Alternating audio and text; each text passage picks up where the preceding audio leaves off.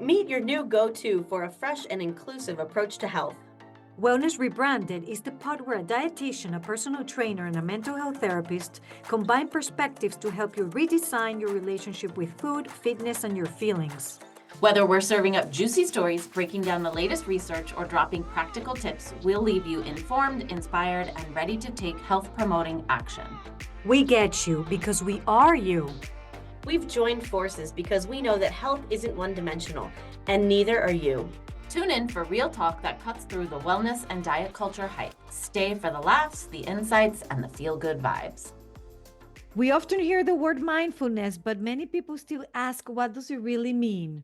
In this episode, we're going to talk about it, how it's more than a buzzword, and what is it, why it matters, how do we include it in our daily life. So here I am with my two co-hosts, same ones, everyone. Tara and Elizabeth are here. Hi. Should I say it? You can't get rid of us. I don't want ever to get rid of you. Okay, let's leave that clear. What is mindfulness? So actually, let me ask you this. Have you guys ever been driving and then you get to a place and you don't even remember how you got there? Or even something that happens to me very frequently, I'm going somewhere, my brain kind of knows where I'm going, but then I end up somewhere else. Like my typical route, and then I'm like, oh no, I wasn't coming this way. It was the other way. Has it happened to you? Definitely happens to me in all sorts of areas, but I actually remember, Maria, from my high school psychology class, which is obviously going back a long time, that there specifically, I remember the teacher talking about that scenario where you're driving and you go somewhere and you don't really remember how you got there. And isn't there a name for it, like a psychology term for it? Oh my, if there is, I don't know it. Oh, I think there is, but it was too long ago for me to remember. But it's like, That yeah, happens to me sometimes more often than I would like to admit. Yeah, right. I think it happens to all of us. And because our minds are full of Mhm. distractions, things to do. You think you're driving, but you're not really. Your mind is somewhere else, and then your body is taking you somewhere, which is kind of scary. It's like, and how did I get here? Yeah, I think it's so fascinating when you actually start. I mean, for me, it was through meditation, but when you start practicing mindfulness, how you realize how very little, almost no amount of brain space is actually focused on what's happening right now in the Yeah. present moment, Yes. right at this minute, right? We're thinking about what happened in the past, or we're projecting about what we're Mhm. going to do next.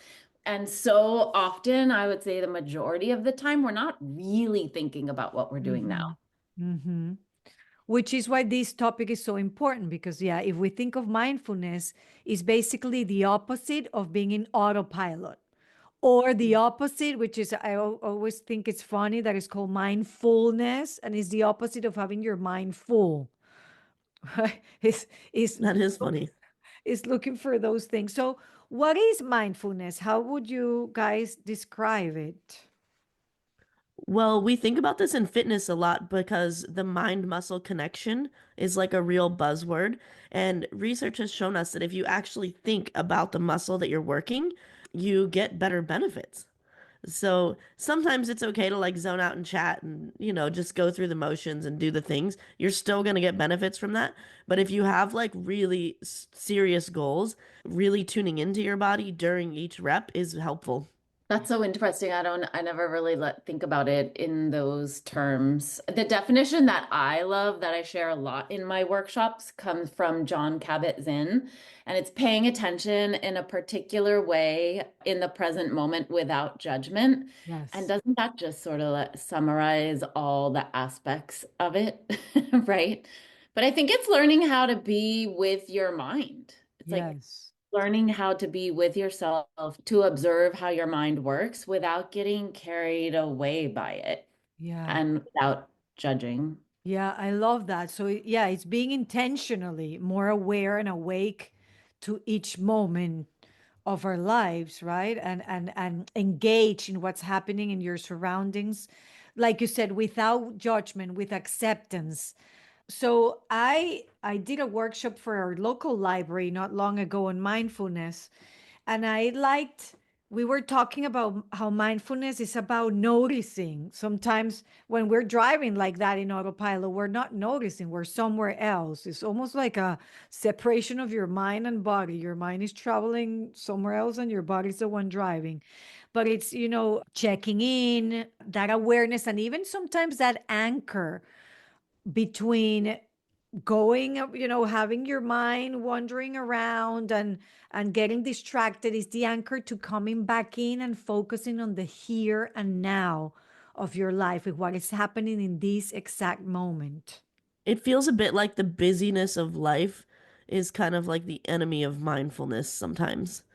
Like life is so busy that while you're commuting to one place to the next, you're thinking about what you have to do when you get there, or what are you gonna make for dinner later, or, what do you have to do once the kids go to bed? Like there's always an ever running checklist. You know what, Tara, I do think we are conditioned to fill every empty moment with something to do. Because God forbidden, you can sit in your couch and just without watching TV, without any distractions, and you sit and be there for a few seconds, just being, without having anything to do. And it's Or hard, even like not look at the TV, but just be alone with your own thoughts. right? Yeah. That's honestly why I started. I mean, this is probably year 4 for me of really concertedly trying to build a meditation practice. And it's because I noticed that I was never alone with my thoughts. I always was either working, talking to people, with friends or family, or listening to something, a podcast, an audiobook, the television, something. And I just started to really notice I had no white space in my brain and in my mind, and it became bothersome. Mm-hmm. You know that that's probably one of the main obstacles of practicing mindfulness for people is the difficulty of staying with your thoughts or your emotions for a minute without distractions. Because also something that we're really good at doing is checking out when we're going through stress or unpleasant experiences or unpleasant emotions, is checking out. And the way we check out is that maybe we go for a nap, we watch TV, the dumb scrolling, or even drugs, anything that would disconnect us from that experience, that here and now that we find uncomfortable, is checking out. So mindfulness is also the opposite of that, is checking in. Yeah.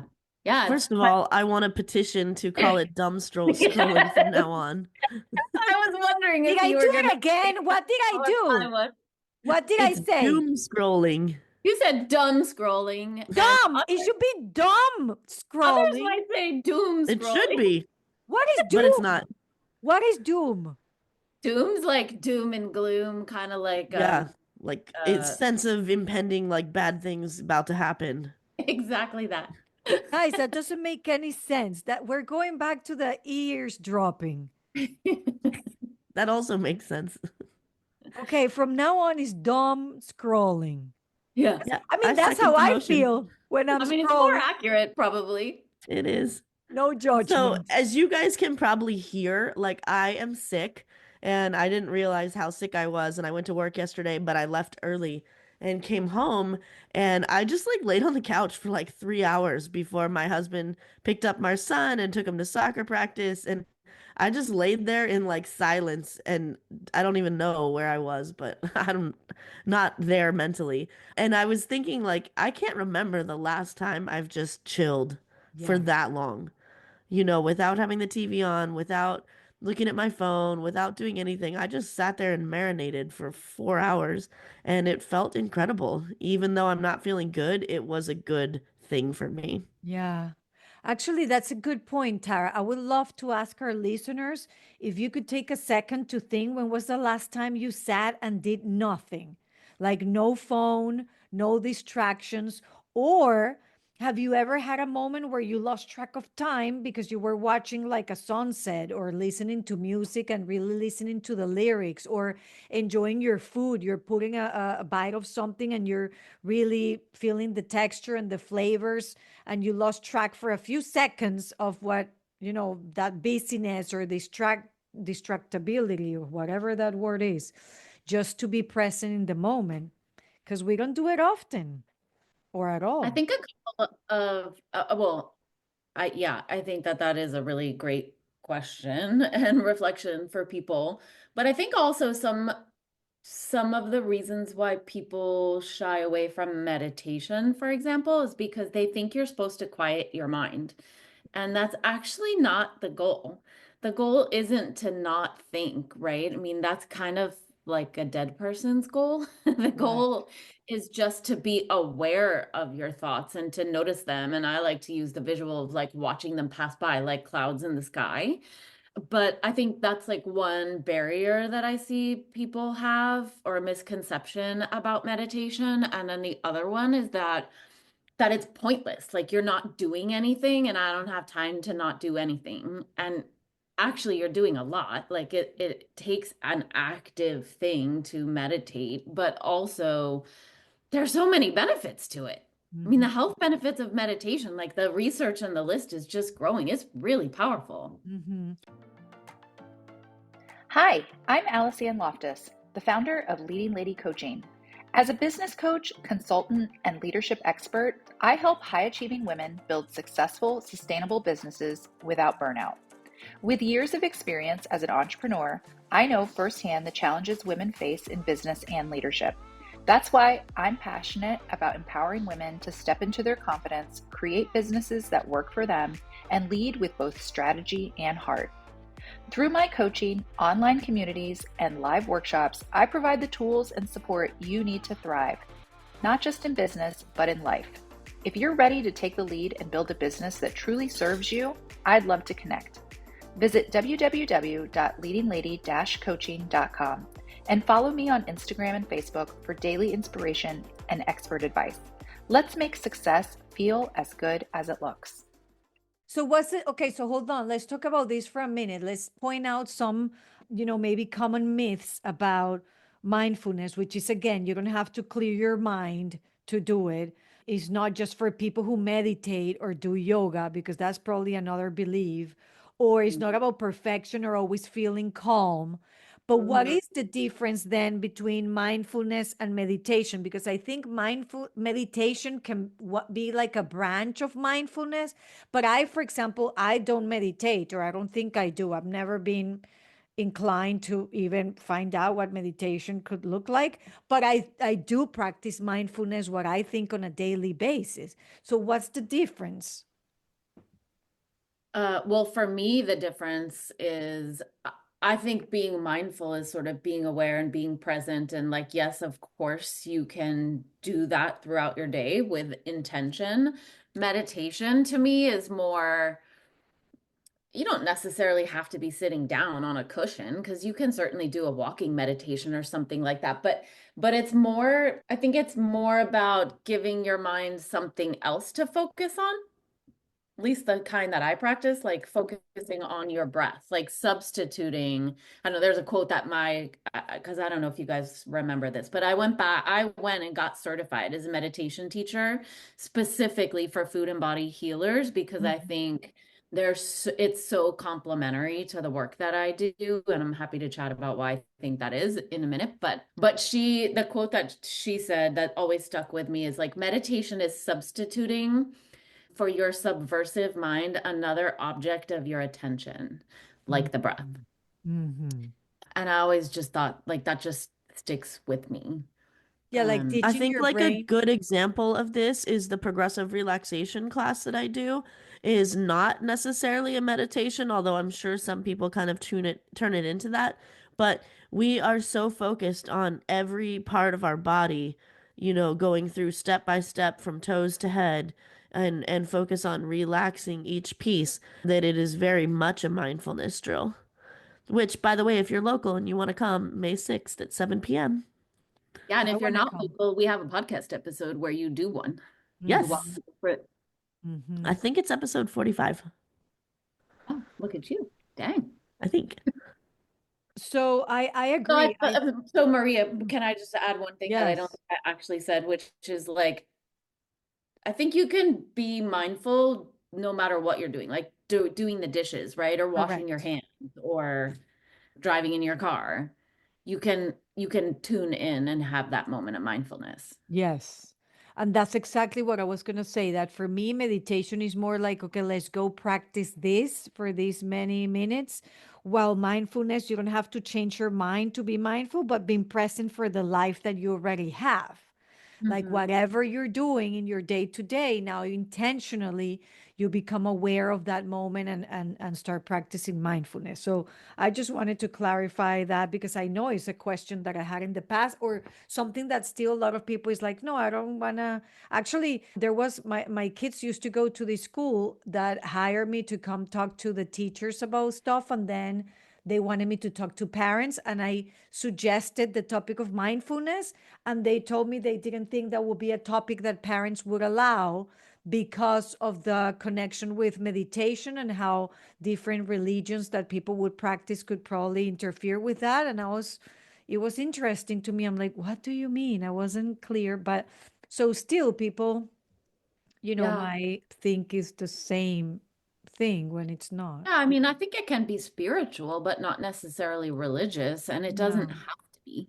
I mean, Mm. I'm thinking like specifically about meditation. Mm-hmm. But I think another thing that really stood out to me as I've learned about meditation and mindfulness is like it's not intended to be a self-improvement tool. It's Mm-hmm. actually about learning how to be with yourself, Correct. not improve yourself. And I think that that is probably really different than how a lot of people think about it. Mm-hmm. Even though it brings a lot of benefits, because when Hmm. you practice that mindfulness, you can even, if we talk about physical benefits, it can lower your blood pressure, improve your sleep.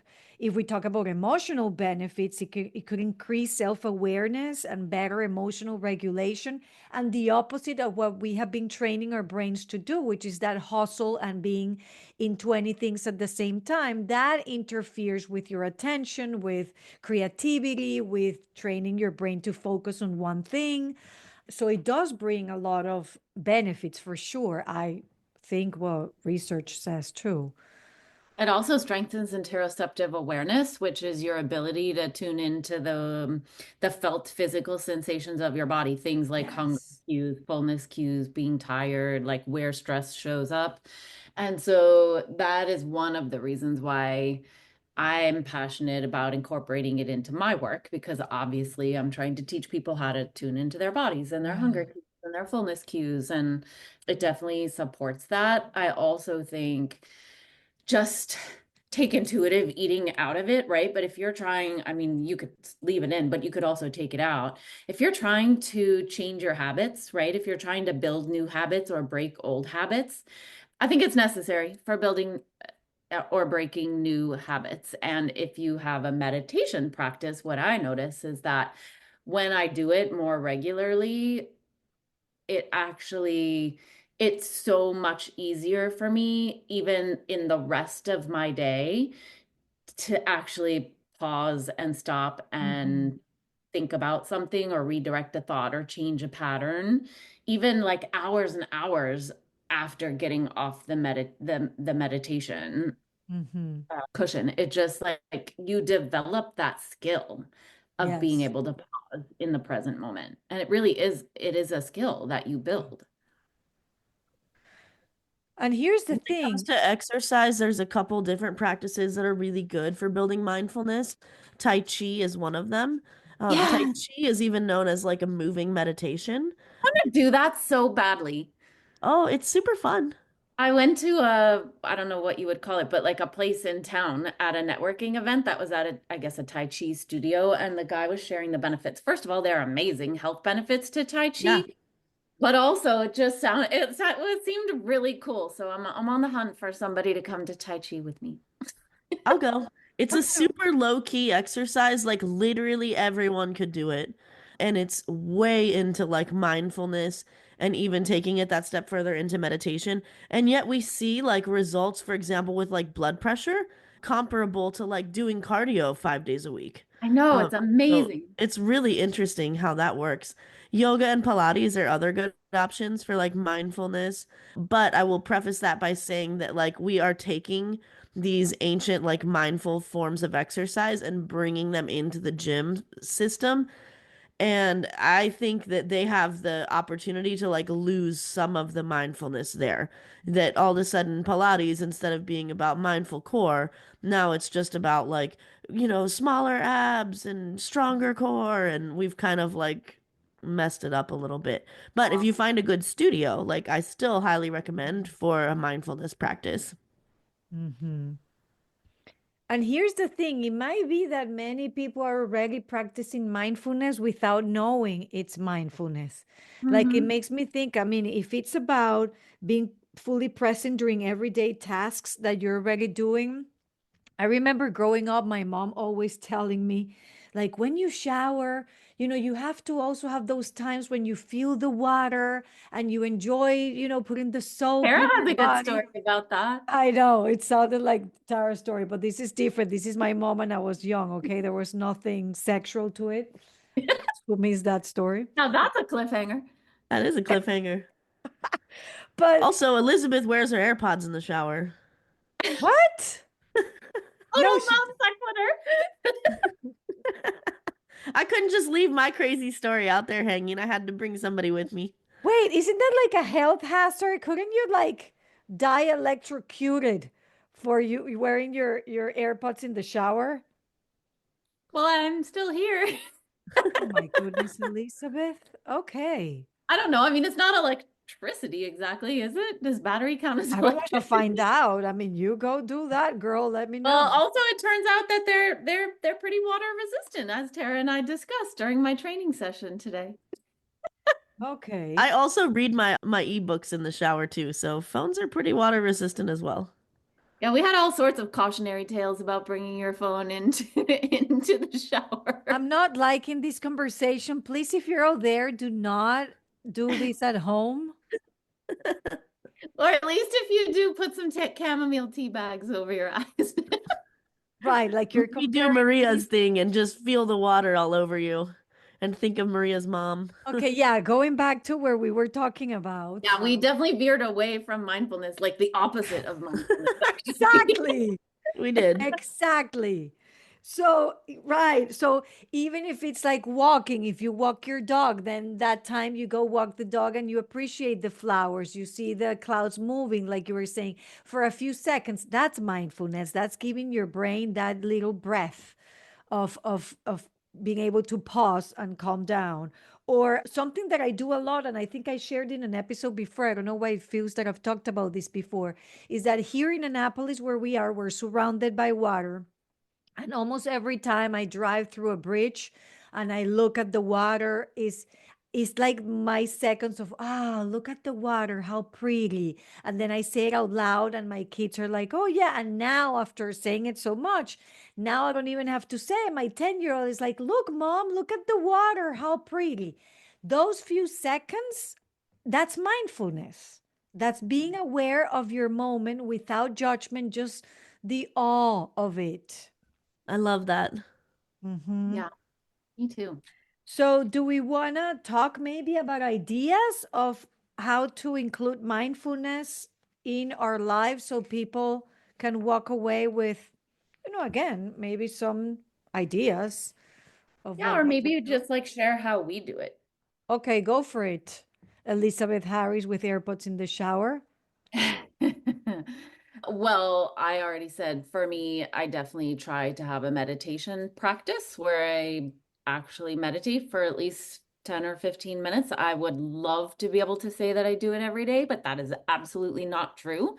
Mhm. Sometimes a week or 10 days goes by and I haven't done it, and other days I do it 6 days in a row. And so I try to be really gentle with myself around that. But also, I think for me, there's certain activities that I do that promote mindfulness. So I keep bees in my yard, and I find when I go out into the beehive, that is very kind of a meditative or mindful experience for me. It's like there's so much going on in the hive, and it's so interesting that it just completely funnels my attention into the present moment without even really me trying. It's just I lock in on that. The same thing happened when I tried to take piano lessons. Like it was so difficult for me to learn how to play the piano and two hands and two scales and your feet are doing different things and you're trying to keep rhythm and you're trying to read it and it forced everything else out of my brain because I had to focus so intently on that. And then the third one for me specifically can sometimes be gardening. I will admit a lot of times I bring my AirPods out to the garden as well, but sometimes I try not to and to just be in the dirt and pay attention to the plants and the sunshine and the whatever. So those are some of like either ways that I practice it or found that things I've found that help me do it. And then I really just do try to remind myself throughout the day to be mindful as much as I can. Some days I probably am good at it and other days probably not. So, Tara, did you know she has bees in her backyard? I do know this. It makes me nervous. How many Tara's afraid of bees or allergic, right? Which one? Yes, both. Oh, okay. how many things Yeah. do I not know about you guys? Like how many more? Apparently a lot. I have two beehives in my backyard. I'm looking at them right now. You'll And have to I- stick around and find out about us, Maria. I'm going Why to would send you I- a little video after. They're really active out there at the hive today. Ooh, I had crazy. no idea. Okay. I feel like you have to be mindful when doing the beehive thing because, like, you could die. If you, like, make them all mad, like, ooh. I mean, it would be hard to die when you're well suited up, but point taken. I think she can die with the AirPods in the shower too. Let's not be mindful about that. A bit, let's be mindful about taking them off before you go in the shower. And here I thought I wasn't a thrill seeker. I'm worried. Not good. So my mindfulness things I do are actually really similar to Elizabeth's. Even like at the gym, the dude bros think I'm psycho because often I will work out without my headphones on, which in the gym is like crazy. Like everybody has this attachment to their music during exercise, and I like to just marinate and do my That's thing. hashtag goals right there, because I would have a hard time doing that too. Yes. I'm gonna go for a walk. Many I'm like a people little do. bit addicted to my AirPods. Marcus is too. He cannot go anywhere without his AirPods. He thinks it's crazy that I don't like AirPods. Like my ear holes, I think, are like really small. So like the in-ear headphones like bother me, but he cannot understand that. Which, by the way, they should be called ear pods and not AirPods, which I call those like that sometimes too. So should be ear pods. Maria's like creating her own dictionary today. Yeah, my own Wow. language. Not today. How else do you practice mindfulness, Tara? So something I did when Mavs was little before he learned to talk was I narrated everything. Like we'd go for a walk and I'd be like, "Oh, look at there's a blue heron over there. Oh, look how pretty the clouds are. Ooh, do you see this fun leaf?" Which was really hard for me because I'm not naturally a chatterbox. I'm naturally like a quiet person, but I felt like a bad parent for like not engaging with my child somehow, which is ridiculous, but I think it forced me to raise a chatterbox, which that's a little dicey. But it forced me to be in tune with what we were doing. You know, like, oh, look at this, look at that. Like I couldn't space out because I was narrating what we were doing. Mhm. And I also like working in the garden, and I don't ever wear headphones in the garden. The only place I wear headphones is like at work or occasionally when exercising. So I'm always tuned in to like yesterday, you guys wouldn't believe this. A bird was so huge. Wait, this was on Sunday before I got sick. I could hear his wings flapping as he flew over my garden. Like, Wow. can you imagine? It was super scary, actually. I was like, where is it? And I see this huge, like, shadow that takes over the whole garden. But if I had not been paying attention, like, I would have completely missed it. One time I was out, speaking of being similar experiences, I was out in my garden, my vegetable garden, and I don't know, I walked away for a second. And when I came back, it sounded, I'm not kidding you guys, it sounded like an airplane was taking off in my yard. And I was thinking, what in the heck is going on? And I looked around and the bees were swarming. It was our first year having bees and the first time that they had ever done it. And I mean, you know, in a hive, there can be 20,000 bees. Imagine 20,000 bees swarming around and the noise that it makes. It was crazy, That is crazy. but very cool. It's actually a funny story. There's way more to the story. I'll tell you guys offline sometime. I also hear when they're swarming, even though it looks terrifying, like they're actually really chill during They that. are because they're not protecting their honey. Yeah, totally. Maria, here's like a fun fact about me. Because I'm so terrified of bees, I have like watched a million videos and read articles and all this stuff, so I'm somewhat of like a bee savant when it comes to like bees, hornets, wasps, whatever. Like I can name them all. Comes from a place Interesting. of fear though. So you're not going to Elizabeth's backyard, She has I been do here. sometimes. and Well, maybe once I did. They've never bothered you, right? It never bothered me. It was fine. They really stay. I mean, I love them because they pollinate all my plants, and like I do see them around the yard, but they don't bother you. Yeah, honeybees are chill. If it was full of like European hornets, like I wouldn't even go in our neighborhood. Honeybees are cool. All right, Maria, what about you? How do you practice mindfulness? I mean, one thing I can think of, so for me, weather is super important because I come from a country that is like 73 degrees all year long. And I didn't know how amazing that was until I moved here. So in the spring, when I go out and the weather is amazing, like my body notice it right away, and I really stop and I just look up and I'm like, oh, this is perfect weather. And I really, it's like seconds there that I take it in. I feel the sun in my skin. I feel the temperature that matches so well with my body because I know the exact temperature my body was made for. So when my body encounters that, it's like a mindful connection matched in heaven. What And temperature is it?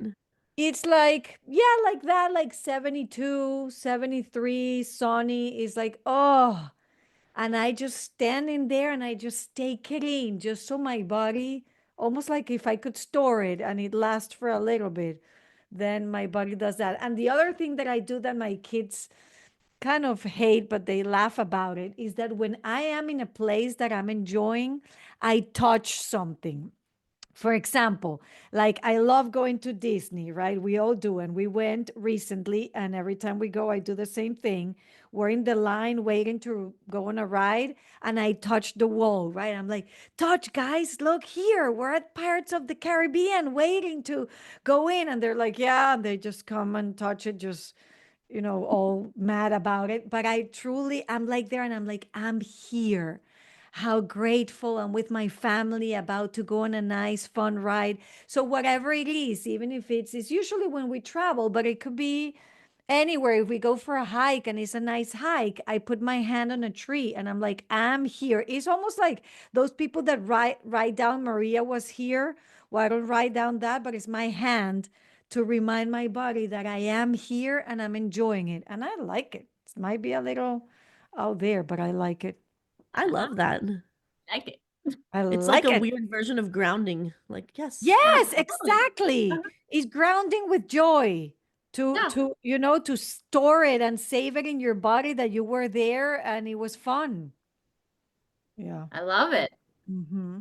Well, thanks for joining us out there. Don't I hope forget this if helps you're, you be more mindful in your life. If you yes, need a little extra info on this topic, we did a digital mindfulness episode a few weeks back that was really good. yeah.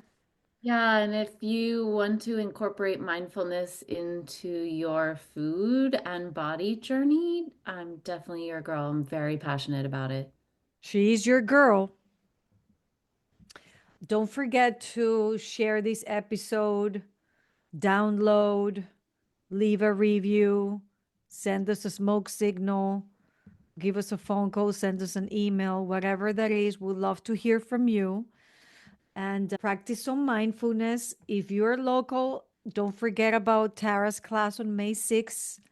Don't forget that you can come to any of the events with the Emotional Fitness Studio in Annapolis as well. They're all in person, focus on wellness, and check with Elizabeth Mindful Eating because you usually have programs that you offer too, right? And I your do. I don't have groups. any coming up right now, but definitely I recently started accepting insurance and would love That's to right. work with Yay. anyone out there in the states that I'm licensed in. So reach out. There's all sorts of ways that I could help you prioritize your eating health and well-being.